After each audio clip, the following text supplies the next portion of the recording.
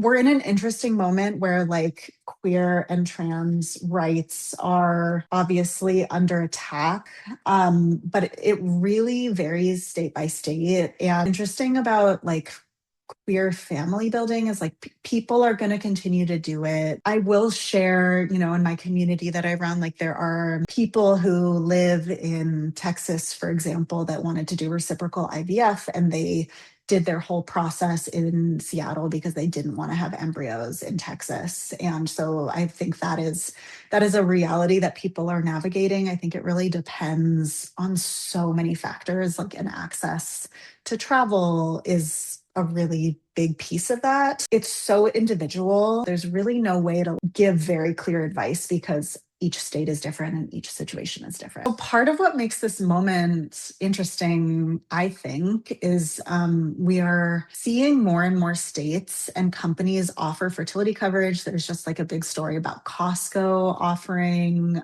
it's like 80% off fertility meds.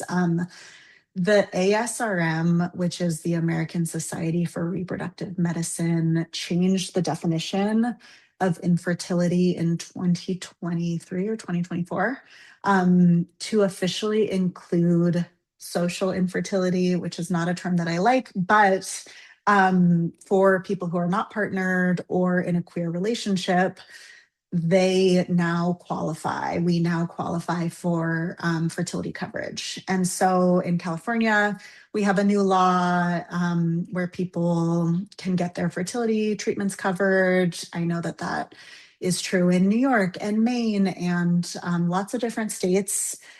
So we are seeing like more folks who wouldn't have had access to these different family building options actually getting access, which is awesome. Everyone does, of course. It depends where you are and what employment people have.